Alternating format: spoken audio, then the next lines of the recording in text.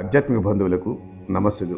ప్రతి ఆది మరియు బుధవారం మనం మననం చేసుకునే శ్రీమద్ భగవద్గీత సందేశం జ్ఞానకర్మ సన్యాస యోగం నుంచి ఈరోజు 35వ శ్లోకం యొక్క భావాన్ని మనం తెలుసుకుందాం. యత్ జ్ఞాత్వా న పునః మోహం ఏవం యాశసి పాండవ. హే అర్జున, ఇది తెలుసుకున్నాక ఇప్పటి వరకు నిన్ను కప్పిన మాయ ఇక ఎన్నటికీ రాదు. నిజమైన మాయనే కాక ఎప్పుడైనా మరలా పొరపాటు పడే మాయను కూడా నీవు దాటిపోగలవు. సత్యం మాయలో పడిపోకుండా కాపాడుతుంది. ఏన భూతాన్ని అశేషేణ ద్రక్షసి ఆత్మని అధోమయి. ఆ జ్ఞానంతో మొత్తం ప్రపంచాన్ని నీ అందే చూస్తావు. అనంత ఆత్మను శ్రీకృష్ణుల్లో మనలో కూడా చూడగలుగుతాం. మనిషికి ఉన్న వ్యత్యాసం తొలగిపోతుంది. సామాన్యంగా మనిషికి భేదాన్ని చూస్తుంటాం. మనిషి అవగాహన పెరిగే కొలది భేదభావం తొలగిపోయి మనమంతా ఒక్కటే అన్న భావం కలుగుతుంది. పూర్వం జాతి కుల మతాల భేదభావం ఉండేది. అందులో కొంతవరకు మార్పు కలుగుతుంది. భేదభావం తొలగిపోతుంది. మానవజాతి అంతా ఒక్కటే, ఇతర జీవరాశులు కూడా ఒక్కటే అన్న భావం కలుగుతుంది. రెండవ ప్రపంచ యుద్ధం తర్వాత ఈ భావంతో చాలా మార్పు వస్తుంది. ఇతర దేశాల వారినంతా చాలా తక్కువ కులం వారు అని అనుకునే భావం తగ్గింది. తెల్లవారు నల్లవారిని హీనంగా బానిసలుగా చూసేవారు. ఆ భావం కూడా మారుతుంది. అదే అభివృద్ధి. కఠోపనిషత్తులో సేవేద మాప్తవ్యం నేహ నానాస్తి కించన అనే శ్లోకం మనమంతా ఒక్కటే అన్న సత్యం మనసుతో తెలుసుకోవాలి అని చెప్తుంది. ఈ సత్యాన్ని తెలుసుకోవడానికి మనసుకు అవగాహన కావాలి. ప్రపంచం రకరకాలుగా గోచరించగా అంతా ఒక్కటే అన్న భావం కలగకుండా ఉన్నంత వరకు చచ్చి పుడుతూనే ఉండాలి. మన దేశం చిన్న చిన్న రాజ్యాలుగా విభజన చెంది వారిలో వారు కలహించుకుంటుంటే ఇతర దేశీయులు మనల్ని ఆక్రమించుకోవడం జరిగింది. ఈ శ్లోకం అర్థాన్ని మనం అనుభవించే ఉన్నాం. బరూని క్రీస్తు శకం 11వ శతాబ్దంలోని అరబ్ పండితుడు మన దేశంలోని ప్రజలు ఒకరితో ఒకరు కలిసిమెలిసి లేకుండా చాలా సంకుచితులుగా మారి వారి జ్ఞానాన్ని ఎవరితోనూ పంచుకోకపోవడం చూసి ఆయన, ఏముంది వీరికి, వీరి పూర్వీకులు చాలా జ్ఞానాన్ని తెలుసుకున్నారు, ఒకరితో ఒకరు కలిసిమెలిసి ఉండేవారు, వీరేమిటి ఇలా ఉన్నారు అని ప్రశ్నించారు. ఈ ప్రశ్న 1000 సంవత్సరాల వరకు ప్రశ్నించదగ్గ ప్రశ్నగానే మిగిలింది. ఇప్పుడిప్పుడే మనం ఇతరులతో పంచుకోవాలని అంతా ఒకటే అన్న భావానికి వస్తున్నాం. మన దేశం నుండి ఎవరైనా అమెరికాకు వెళ్తే అక్కడ వీరికి మంచి సహకారం దొరికినప్పుడు మనుషులంతా ఒక్కటే అన్న భావం కలుగుతుంది. స్వామి రామతీర్థ అని మన దేశంలో గొప్ప పండితుడు.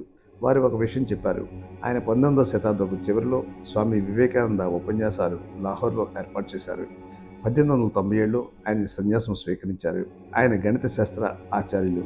డబ్బు లేకుండా జపాన్, అమెరికాకు వెళ్ళారు. అమెరికాకు వెళ్ళగానే ఒక అమెరికన్, మీరు ఎక్కడ ఉండబోతున్నారు అని అడగగానే, నేను మీతో ఉండబోతున్నాను అన్నాడు రామతీర్థ. ఆ అమెరికన్ వెంటనే కొంచెం జంకాడు. అయినా రామతీర్థను వారి అతిథిగా ఉంచుకుని బాగా ఆదరించడం జరిగింది. మన మనస్సు భిన్నభావం నుంచి దూరమైనప్పుడు మనం ఇతరుల మనస్సులోకి వెళ్ళగలమన్నది రామతీర్థ గారి ప్రవర్తన వల్ల తెలుస్తుంది. మృత్యోస మృత్యుం గచ్చతి ఇహ నవేవ పశ్యతి. వ్యత్యాసం అన్నది ఉన్నది కానీ అది సత్యం కాదు. సత్యం అన్నది ఒకటే అయినా భౌతికంగా ఒకదాని నుంచి మరొకటి భిన్నంగా ఉంటుంది. కానీ దాని వెనుక ఏకం ఏవ అద్వితీయం, అంతా ఒకటే అన్న సత్యం ఉంది. ప్రపంచమంతా మానవత్వమంతా ఒకటే అన్న మార్గం వైపుకి ప్రయాణం సాగిస్తుంది. ఒకటే మనసు, ఒకటే దయ, ఒకటే హస్తం. నీవు బాధలో ఉంటే సహాయానికి వస్తుంది. స్వామి రంగనాథానందకు విదేశీ ప్రయాణాల్లో చాలాసార్లు చాలా అనుభవాలు కలిగాయి. ఒకసారి లండన్ లివర్పూల్ స్టేషన్ నుంచి వారు వెళ్ళవలసిన చోటుకు ట్యాక్సీ ఎక్కినప్పుడు ఆ ట్యాక్సీ డ్రైవర్ స్వామీజీ వద్ద డబ్బు తీసుకోవడానికి నిరాకరించాడు. అతను ఆంగ్లేయుడు.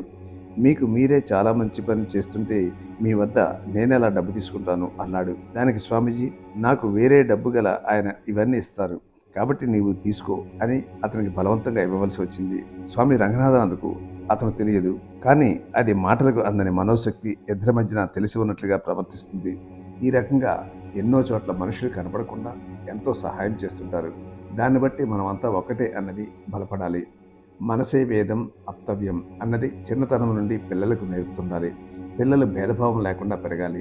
తేడాగా చూస్తే నవ్వుకు ప్రయాణం చేస్తున్నట్లు, అంతా ఒక్కటే అయినప్పుడు జీవితం నుంచి జీవితం ప్రయాణం చేస్తున్నట్లు ఉంటుంది. ఈ భావం వచ్చే శతాబ్దంలో భారతదేశానికి అభివృద్ధి మార్గం అవుతుంది. మనకు సామాజికంగా కొన్ని సమస్యలు ఉండవచ్చు, కానీ అవి మనిషికి మధ్యవి కావు అని భావించుకుంటే అందరం ఎంతో ఐకమత్యంగా సామరస్యంగా ఉండగలుగుతాం. అద్వైతాన్ని కొంగున కట్టుకుని ఎక్కడికైనా ప్రయాణం చేయండి అని శ్రీరామకృష్ణుడు చెప్పిన మాట, స్వామి వివేకానంద చెప్పిన వేదాంతాన్ని మనం అర్థం చేసుకున్నట్లయితే చక్కగా అవగతమవుతుంది. ఏన భూతాన్య శేషేన ద్రక్షసి ఆత్మని అధోమయి. ఈ జ్ఞానంతో అందరినీ నీ అనంత ఆత్మయందు చూడగలుగుతావు. నాలో పురుషోత్తముని చూస్తావు. సృష్టికి దైవమైంది ఎవరినైనా ఆకర్షిస్తుంది. శ్రీకృష్ణుని వద్ద అద్భుతమైన సౌందర్యం, మనుషుల్ని ఆకర్షింపజేసే గొప్పతనం ఉంది. ఆయన మురళీగానం వినగానే ఆయన వైపు అందరూ పరిగెడతారు. భారతదేశమంతా శ్రీకృష్ణుని ఆరాధిస్తుంది. నీ ఆత్మలోనే అప్పుడు మొత్తం ప్రపంచాన్ని చూస్తావు.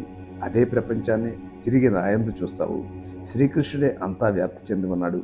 ఈ విధంగా చెప్పిన తర్వాత శ్లోకం ఏమిటో వచ్చే వీడియోలో మనం తెలుసుకుందాం.